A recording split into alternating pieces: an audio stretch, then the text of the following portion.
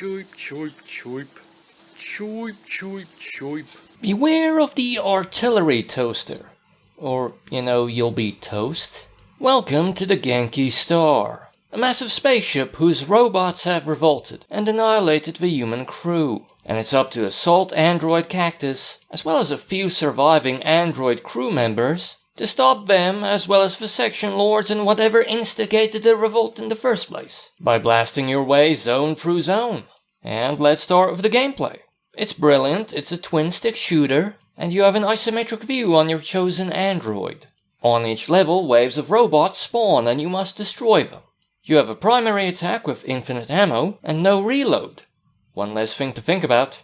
And your android's secondary attack is usually stronger or works differently. For instance, Cactus is a flamethrower which is pure short-range damage. But Aubergine spawns a black hole that pulls in enemies and doesn't seem to damage them.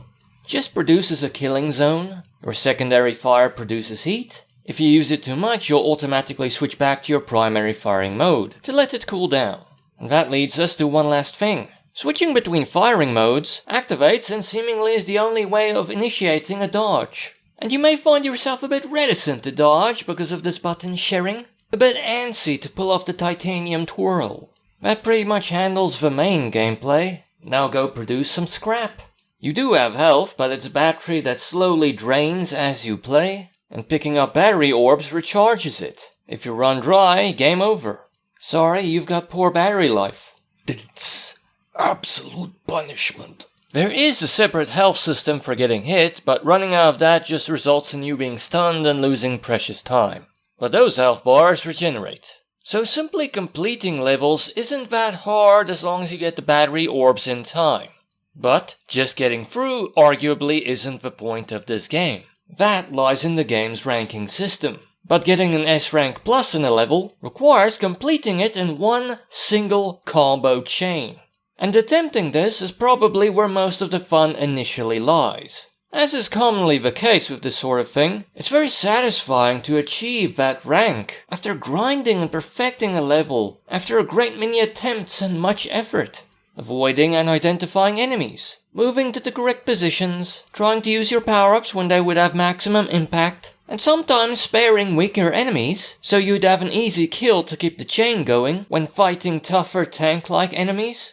Rationing your secondary fire for when you need it. Also remembering to take into account environmental factors. You do all of this in each fast and furious level. And even though that sounds complex, it will become second nature quite quickly. But eventually things get harder, and the odds of you becoming spent increase dramatically. At least to avoid constant and consistent rage buildup, some of the levels require fewer retries to achieve the S rank plus. But still, at a certain point, I stopped going for them, and just tried to complete the game. And when you do, you unlock Campaign Plus. And then you try them and think to yourself, getting S rank plus on these levels must require wizardry. I bailed at the first section lord. And this game will ensure that your veins are raw with anger and frustration. But still totally worthwhile. Another draw the game has? Same screen co-op for up to 4 players. But don't think that would make things easier, the enemy count does scale up. And what that does to the screen can objectively be defined as chaos. In fact, I find it quite hard to believe that this does not indeed make things harder. And I believe it does change some environmental stuff too. For instance, I think the single player version of this level isn't in the dark. But arguably because of friendship and that chaos, it makes things more fun. Even if this mode makes it hard for you to figure out where you actually are. I mean, just look at this game, it just screams co-op fun. It has kind of a Metal Slug-esque character selection screen, but unfortunately it isn't that controller flexible. 2-player worked with an Xbox controller and keyboard combo, but my less official type of controller did not work. But it is strangely flexible in another way. In the menu there's a collection section, where you can buy and unlock artwork and stuff with an in-game currency. You just earn them by playing the levels. And most importantly, here they have something for sale called EX modes, which offers extra fun things for the game. And for some unknown reason, some beautiful unknown reason, you can purchase a mode that makes the game a first-person shooter. And not only that, when you put it on, it's still compatible with co-op. and this makes the game one of those glorious oddities, an FPS with split-screen capability. 5,000 credits well spent. But I must warn you, in this game in general, I experience quite a bit of eye itch. When robots get shot, they flash. And it's particularly pronounced in this mode. Because with the bigger enemies, when you're close by, their flashing bodies can take up the entire screen almost. I'm not a medical professional, but maybe be particularly aware of this game if you have a medical condition where flashing lights is a problem. As to the playability of the mode, this game actually plays surprisingly well as a first-person shooter. But I'm guessing you won't be doing any better than in the standard mode, because there you can see the enemies behind you. And sure, in this game, aiming up and down isn't really necessary. And this view does give you a closer view of the 3D graphics, probably decreasing their efficacy. But still, this mode is really neat. I mean, I suppose you see more of the background now. And it's close to having a completely different game included. Plus, there are some other EX modes that are pretty cool, and all this brilliance is bolstered by some great music. Mostly electro, sometimes has some funky touches.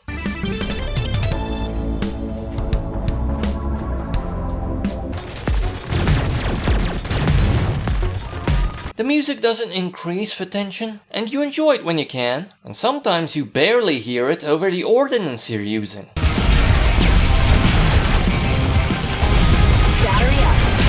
Visually it looks nice, the androids have nice, cute, large heads. Maybe a bit of a Betty Boop situation going on? Or am I imagining this?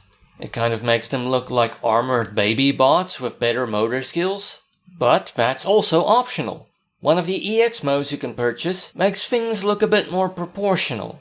The environments of the levels range from small, plain brown areas to more colorful and adaptive ones. Sure, they're not the most detailed or varied things, but some aspects of them are impressive. For instance, in the hydroponic zone, the way in which those plain modular floors transform. And besides, the levels are more used as a staging ground for a multitude of mass-murdering, malfunctioning, marauding machines. Well, technically they're being controlled by the section lords for some mysterious reason. I can only wager a guess. The game gives you bits and pieces of information. Story-wise, there's not much. A bit of text when you go up against the bosses. But rather pleasingly, what they say changes depending on what android you chose to be. Plus it has a couple of cutscenes, and I'm guessing the most substantial one is the only one I haven't unlocked, and you probably get it by completing Campaign Plus. So I'm never gonna know what happens. The true scope of the story will remain a mystery to me, as I won't see the, I'm guessing quite small video that acts as a reward for something very difficult. There are also purchasable pieces of world building that flesh things out a bit. A functional story with 1 or 2 gags. As said, not enough to force me through Campaign Plus. I played the game for 15 hours, with S Rank Plus on 15 out of 25 of the levels, and the rest of the levels just completed, at least on the standard campaign. So that's 90% of the standard campaign? Technically I played for a bit longer, but that was me dabbling in Campaign Plus mostly, I believe. And the game is cheap on Steam, 130 Rand full price. 32 Rand 50 on sale. That's 2 Rand 17 per hour of gameplay, which is quite nice. But please remember, if you're not going to at the very least attempt to get S Rank Plus on a few levels, your game time will be quite a lot shorter. The standard campaign isn't that difficult. And to download it isn't bad, as it only takes up 1.41 gigabytes on the hard drive. Not the best, but not the worst.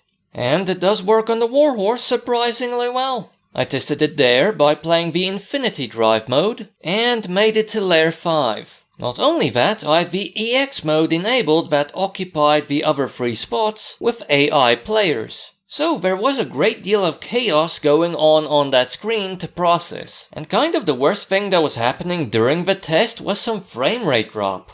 I don't know if human players would be harder to process and make the situation worse. But in my opinion, this is enough to call this game playable, at the very least in single player. I also tested the first person mode, but I don't think I had AI bots with me, but that worked fine. And stereotypically the game is kid friendly. Robots die, no blood, and only the androids look human. And the game has same-screen co-op for both the standard mode and the FPS mode, but it's not controller flexible. The game has cute android design. Some may not like the baby heads, but those are optional. Once you've earned enough credits, why isn't Betty Boop a crossover DLC character? I'm assuming because of the age, the licensing fee won't be that bad. Some of the areas do look plain though, act more staging areas, but others are more adaptive and cool. The game has good music, mostly electro, sometimes with a funky twist, really fast, and you can sway to it in between the chaos. It has brilliant, fun, tight gameplay. Achieving mastery is satisfying if the only reward is S-Rank Plus, really. And also, for me at least, it's kind of difficult to get to grips that the button for dodge is shared with the button for switch firing mode. And the optional addition of playing first-person mode almost feels like there's a completely different game included, and offers a very different gaming experience to the package, if you don't really need to aim up or down, and can't see the enemies behind you. But still, a neat addition. On the maybe side, the story is functional with 1 or 2 gags. It does hint at more, even a mystery, but unlocking the clip that actually explains it is very hard. And the game gets very hard, especially to get S-Rank Plus. In all fairness, arguably it's more of a draw, at least initially. It was quite fun to pursue it, but ultimately it's too hardcore, especially in Campaign Plus. This is a game for people who love a challenge, because with the minimal amount of story and the gameplay focus, there really isn't much here in terms of distraction. Unless of course the main draw for you was the multiplayer shenanigans.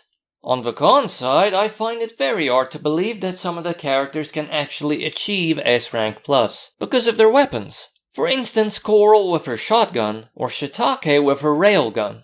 These are very slow, lumbering weapons. But maybe the problem was me, the fact that I didn't like their firing styles. Maybe I don't know how to handle them. Or maybe they're more high damage characters that have more of a purpose when you're playing co-op. The faster gunners go after the smaller enemies, while they hammer the bigger ones. I'm not sure. Come on, play it. It's a great twin-stick shooter that I actually would have felt comfortable classifying as a bullet hell as well, if there were better odds of you actually dodging the projectiles. Although once again, reticent to press dodge.